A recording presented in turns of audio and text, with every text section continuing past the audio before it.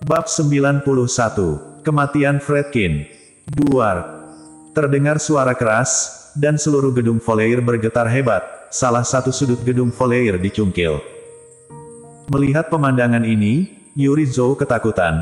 Seolah-olah menjadi gila, dia meraung ke arah kontraktor yang mengenakan topi kontraktor dan bergegas mendekat. "Kamu bajingan, kamu berani menggali rumahku, aku tidak mau hidup lagi, ayo pertaruhkan nyawamu denganku."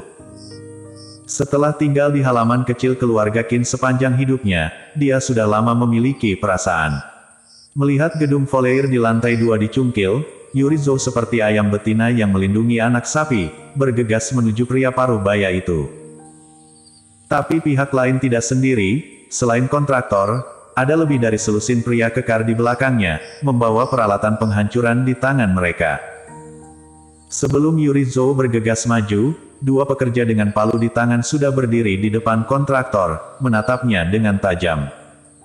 "Wanita bau, bukankah kamu masih bisa sombong barusan? Ayo sini, aku akan meruntuhkannya bersamamu." Melihat Yuri Zhou mundur dengan kaget, kontraktor itu berkata sambil mencibir. Jerry Yang dan Lexi Qin, yang sedang sarapan di rumah, juga bergegas keluar saat ekskavator menggali sudut rumah. Melihat lebih dari selusin pekerja pembongkaran dengan baju besi lengkap dan ekskavator besar di halaman, ekspresi wajah Lexi Qin dan Yumi Qin tiba-tiba berubah. Jerry yang memeluk Happy erat-erat, cahaya dingin melintas di matanya. "Apa yang akan kamu lakukan?" Lexi Qin tampak kesal. Ketika kontraktor melihat Lexi Qin dan Yumi Qin keluar, dia tidak pernah mengalihkan pandangan dari kedua saudara perempuan itu. Dia menatap Lexi Qin dengan tatapan cabul, menunjuk ke ekskavator di sampingnya, dan berkata sambil tersenyum, "Nona cantik, kami bahkan membawa orang ini ke sini, tentu saja datang untuk menghancurkan rumah. Ini rumahku, siapa yang mengizinkanmu menghancurkannya?" Lexi Qin berkata dengan marah. "Nona cantik, kami adalah perusahaan pembongkaran formal. Sebelum pembongkaran, kami perlu memverifikasi hak milik. Pemilik rumah ini mendatangi secara langsung, jadi kami juga mengikuti prosedur formal. Silakan Nona cantik menyingkir." Kontraktor tidak bohong. Dia memang memiliki prosedur pembongkaran formal di tangannya, tetapi apakah perusahaan yang dia sebutkan itu formal atau tidak masih tidak diketahui. Pada saat ini, sebuah truk besar tiba-tiba masuk dan berhenti di belakang ekskavator dengan bunyi krak. Halaman keluarga Qin tidak besar, setelah memarkir ekskavator dan truk besar, hampir menempati seluruh halaman. "Maaf, siapa Jerry Yang?" Pada saat ini, seorang pemuda yang datang dengan truk turun dan bertanya. Jerry yang melangkah maju, "Aku." "Halo, ini seorang pria bermarga Qin. Dia memohon dari toko kami dan mengatakan itu adalah hadiah untukmu. Silakan periksa." Berbicara tentang hadiah, pemuda itu memiliki mata yang aneh dan berjalan dengan tanda terima. Ada dua cahaya dingin di mata Jerry Yang, dia sudah melihat apa yang ada di truk besar itu. Ternyata itu peti mati keluarga Lexi Qin. Menghitung Jerry Yang, kebetulan ada 5 orang dewasa, dan 5 peti mati merah terpasang rapi di dalam mobil. Terbukti dengan sendirinya apa artinya. Lexi Qin dan yang lainnya juga melihat peti mati itu, dan ketika mereka mendengar bahwa itu disampaikan oleh seseorang yang bermarga Qin, mereka semua tampak tidak percaya. Kontraktor tim pembongkaran baru saja mengatakan bahwa pemilik rumah mendatangi mereka secara pribadi, dan sekarang pengantar peti mati mengatakan bahwa Tuan Qin meminta mereka untuk mengirimkannya. Semuanya menunjukkan bahwa kedua kejadian ini dipicu oleh keluarga Qin, karena pekarangan ini awalnya milik keluarga Qin. Pada saat ini, Audi A6 hitam lainnya tiba-tiba berhenti di luar, dan sosok yang dikenalnya perlahan-lahan masuk. Di belakangnya adalah seorang pria kekar, dan keduanya berjalan satu demi satu. Fred Qin. Melihat orang itu datang, Lexi Qin hampir menggertakkan giginya dan memanggil namanya. Fred Qin memasang gips di pergelangan tangannya, mungkin karena dia kurang tidur tadi malam, jadi matanya masih merah. "Fred Qin, apa maksudmu?" Lexi Qin menatap Fred Qin dan bertanya.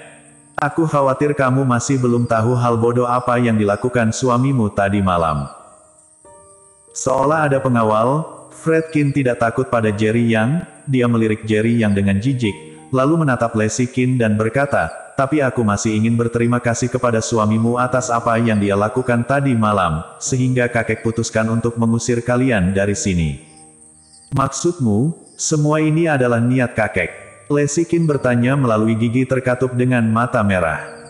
Kalau tidak, menurutmu mengapa tim penghancur datang ke sini untuk menghancurkan rumah? Fredkin mencibir dan berkata, kakek berkata, bahkan jika rumah tua keluarga Qin dibuldoser dan diubah menjadi tempat pembuangan sampah, kamu tidak akan diizinkan tinggal di sini. Bagaimana dengan peti matinya? Apa maksud kakek? Air mata menggenang di mata Lesikin. Tentu saja. Dengan senyum puas di wajahnya, Fredkin tiba-tiba melihat Happy digendong di pelukan Jerry Yang, dan berkata dengan kejam, tampaknya kurang satu peti mati, dan ada bajingan kecil di sini. Fredkin melihat ke petugas toko peti mati lagi, dan berkata, kirimkan aku peti mati kecil lagi. Rasa dingin tiba-tiba keluar dari tubuh Jerry Yang. Lesikin dan Yumikin juga terlihat kusam, dan berkata dengan tidak percaya, bajingan, bagaimana kamu bisa begitu kejam? Happy hanyalah seorang anak kecil, kamu tidak takut karma karena melakukan hal jahat ini. Hal jahat.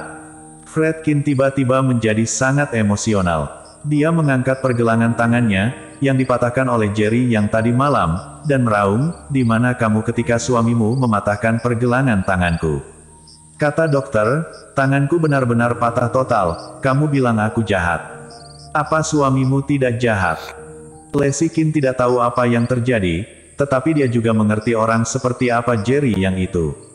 Dia berkata dengan marah, bahkan jika Jerry yang mematahkan pergelangan tanganmu, kamulah yang memprovokasi dia dulu, dan kamu pantas mendapatkannya. Karena kamu sudah mengatakan itu, apa salahnya aku mengantarkan peti mati itu ke keluargamu? Fredkin memiliki ekspresi muram di wajahnya, dia berbalik dan meraung ke asisten toko peti mati, mengapa kamu tidak bergegas dan membawa peti mati kecil itu ke sini? Awalnya, toko peti mati tidak tahu untuk apa peti mati itu, tetapi sekarang setelah melihat apa yang terjadi, mereka akhirnya mengerti. Dia mengerutkan kening dan berkata dengan tidak senang, bukankah terlalu berlebihan bagimu untuk melakukan ini? Peti mati di toko kami adalah untuk orang mati, bukan untuk yang hidup. Kami tidak melakukan bisnis ini. Bahkan orang luar pun tidak tahan. Fredkin mengerutkan kening, kamu tidak harus melakukan bisnis ini, jika kamu tidak takut tokomu dihancurkan, pergi saja. Kamu, apakah kamu mengancamku? Petugas toko peti mati itu tampak kesal. Ya, aku mengancammu. Jika peti mati itu tidak dikirimkan dalam 20 menit, aku akan membawa seseorang untuk menghancurkan tokomu sekarang. Fredkin tidak menyembunyikan ancamannya. Jerry yang menyerahkan putrinya kepada Lesikin, dan berkata dengan suara yang dalam, Lesi, kamu antar Happy ke taman kanak-kanak dulu, biarkan aku menangani masalah ini di sini. Bersambung.